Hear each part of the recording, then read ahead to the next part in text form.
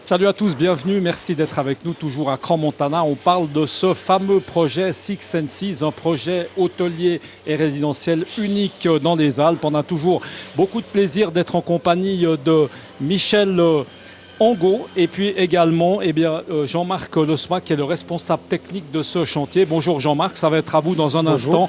Vous le voyez déjà et bien sûr c'est images de Pierre Belly, on est sur cet immense chantier, on vous l'avait dit, extrêmement intéressant. On profite de le dire, au bord des pistes de ski, juste en bas, cri d'air pour ceux qui connaissent cette station de Crans-Montana. Jean-Marc, merci beaucoup d'être avec nous. Alors on va tout de suite le préciser, vous êtes un Marseillais un peu égaré dans cette station des Alpes valaisannes. Du reste, oui. Vous allez avoir le petit accent qui va effectivement nous le rappeler. Parlez-nous un peu de ce chantier, de tout ce qu'on voit, c'est absolument énorme. Un chantier qui a commencé il y a déjà un peu plus d'une année. Alors c'est un chantier qui a démarré exactement en octobre 2017 par la création de la piste que l'on voit au milieu de la forêt derrière, puisqu'il n'y avait pas d'accès pour pouvoir démarrer ces travaux.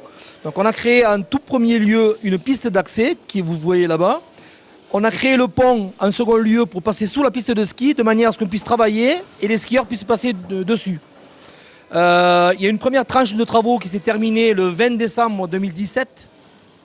Les travaux ont repris la deuxième tranche, donc avec les grands terrassements que vous voyez, où on a... je crois qu'on est à 82 000 m3 de terrassement, ce qui est énorme dans la région. Et 6 mois de travaux de terrassement avec des parois cloutées sur 28 mètres de haut, que vous voyez sur la partie nord. Et un chantier qui doit se terminer donc en juin 2021, qui fait la surface de 25 000 m². Pour ceux qui parlent en hectares, alors, ça fait 2,5 hectares. Jean-Marc, on peut imaginer que vous n'en êtes pas à votre premier chantier. Un chantier comme celui-ci dans la montagne, oui. C'est une performance exceptionnelle. C'est compliqué.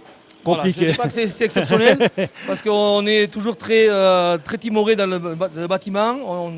On a les pieds sur terre, c'est très compliqué. On a des conditions climatiques, comme vous le voyez, la dernière tempête qu'on a eue, c'est le 11 février, où il est tombé 50 cm en 6 heures. Et derrière, il faut déneiger. Le tas de neige que vous voyez là-bas, c'est ce qu'on a déneigé pendant 1 mois et demi. Ça correspond à 1500 m3 de neige qu'on a sorti pour pouvoir travailler.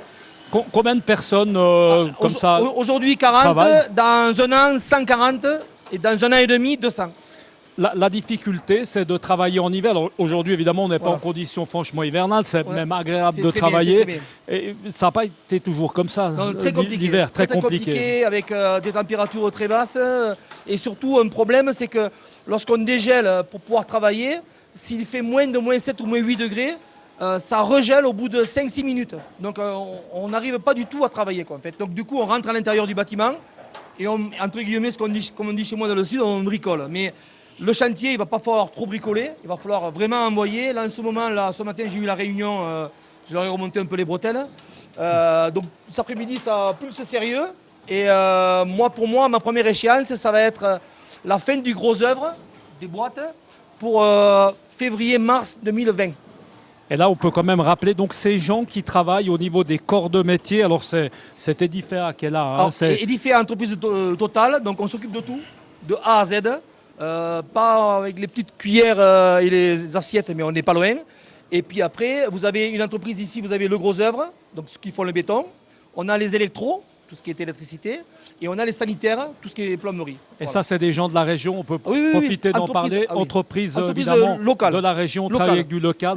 Les matériaux, peut-être on peut en dire 2-3 mots, parce que ça va être des... Alors, voilà, ça va être c'est la complication du chantier. Voilà. On a un niveau d'exigence du client qui est Six Sense, qui est une chaîne hôtelière de très haut de gamme. On a une exigence très très particulière sur la mise en œuvre des matériaux et surtout sur le choix des matériaux, où on est en train de chercher dans toute l'Europe les matériaux au top pour pouvoir respecter les engagements que l'on a pris vis-à-vis de Six Sense. C'est ça. Et on a un petit peu de pression continuellement. On va donner le micro. Merci beaucoup Jean-Marc. On va donner le micro à Michel. Merci beaucoup. On va vous laisser parce que vous avez une réunion de chantier. Le travail vous appelle. Merci beaucoup d'avoir passé avec nous. Michel, on va peut-être juste regarder, profiter un petit peu de voir ces images. Qu'est-ce qu'on voit là? Un salon. Alors on se rend compte que le skieur n'est pas alors loin. Ça, c'est pas un bar. Ça, c'est pas un bar. La première fois que j'ai vu cette image, j'ai cru que c'était un magnifique bar. Non, en fait, non. C'est un salon lounge dédié aux skin-in, skin-out. Parce qu'en fait, ça c'est très important de le préciser pour la résidence, la future résidence Six and Six, c'est que ça sera le seul hôtel en Suisse, l'unique hôtel qui aura un véritable skin-in, skin-out en Suisse. Skin-in, skin-out, ça veut dire que, en fait, voilà, si vous regardez là où vous avez les planches, ça sera l'entrée et la sortie du skin-in, skin-out, du futur skin-in, skin-out, que vous pouvez retrouver sur cette image ici.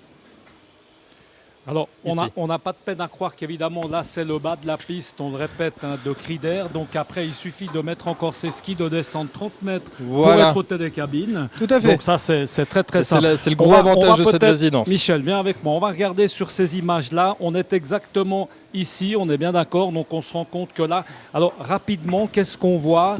Alors, je vais vous expliquer vite fait piqûre de rappel, Michel. Voilà, la conception de l'hôtel. Donc là, comme vous dites, on est ici. Donc ici, en fait, cette partie-là sera la partie restaurant, où il y aura à peu près 200 couverts. Restaurant qui sera bien sûr ouvert au... On va aller un petit peu plus vite, autrement on en aura pour très longtemps, parce que vu la grandeur de la résidence, il faut être un peu rapide. Les deux parties résidentielles, avec les 17 appartements, dont les 13 appartements ouverts aux étrangers, comme on en a parlé ce matin. La piscine extérieure chauffée, avec le cinéma en plein air. Ici, vous aurez un bar lunch, voilà, différents solariums. Ici, vous aurez un jardin alpin qui sera reconstitué avec différentes essences locales. Et dessous cette partie-là, vous aurez le spa de 2000 m², dont on a parlé aussi ce matin, avec 9 cabines de traitement, les derniers traitements à la pointe, sauna, hammam, salle de finesse, tout ce qu'il faut, bien sûr, dans un magnifique sauna Six and Six. Voilà. Il y aura tout ce qu'il faut. Et ici, toute cette partie-là sera l'hôtel avec les 47 suites, plus cette partie-là aussi, avec des très grandes suites qu'on pourra faire en suite présidentielle. Donc là, on retrouve un peu les images, évidemment, qu'on a là derrière, où on s'en rend compte. Hein, c'est évidemment des appartements absolument luxueux. Et puis, on le rappelle, et bien sûr, un chantier. On aura certainement l'occasion de revoir ce chantier plus tard. Est-ce qu'on peut ajouter encore quelque chose, peut-être, à ce qu'a dit Jean-Marc, au niveau de chiffres, qui pourrait peut-être être intéressant, Michel ? Au niveau de... Au niveau de la construction du chantier. Moi, les données que j'ai, comme je disais tout à l'heure, 82 000 m³ de terre qui ont été excavés. Voilà, moi, de nombreuses personnalités dans la station de Crans-Montana m'ont dit qu'ils avaient été vraiment impressionnés par le chantier qui avait ouvert en octobre 2017. 200 camions par jour pour déblayer tous ces gravats. C'est 27 000 m² de surface plancher qui seront construites. Là, actuellement, on est au niveau du premier niveau, donc tout ce qui est cave, parking. Mais il faut savoir qu'il y aura 11 niveaux en total dans le projet. Donc ça va représenter 27 000 m² de surface de plancher. Et pour construire ça, c'est 14 000 m³ de béton qui seront coulés. Et puis la complexité, ça a été de devoir évidemment creuser dans un endroit qui n'était absolument pas prévu pour construire une telle résidence hôtelière, on est bien d'accord. Tout à fait. Comme vous pouvez voir, c'est un chantier qui est énorme, qui est impressionnant et on en est très fiers. Et puis on est qu'au début, on veut faire peur à personne, mais ça ne fait que commencer. Ça fait que commencer. Puisqu'on le rappelle, eh bien, l'ouverture, en principe, comme l'a dit tout à l'heure Jean-Marc, ça va être courant d'été 2021, on peut 2021, dire ça comme ça. Voilà, courant d'été 2021, ouverture de l'hôtel prévue septembre 2021. Merci beaucoup en tout cas, je vous en prie, d'avoir été avec nous. Et puis on va rappeler aussi que dans cet ouvrage, dans cette résidence hôtelière, il y a également une société financière, c'est important de le rappeler, qui s'appelle Finance 1875. On aura l'occasion certainement d'avoir l'un de ses membres au micro de Direct News prochainement. Merci beaucoup d'avoir suivi cette série de reportages et puis on se réjouit déjà de vous retrouver très bientôt. Ciao.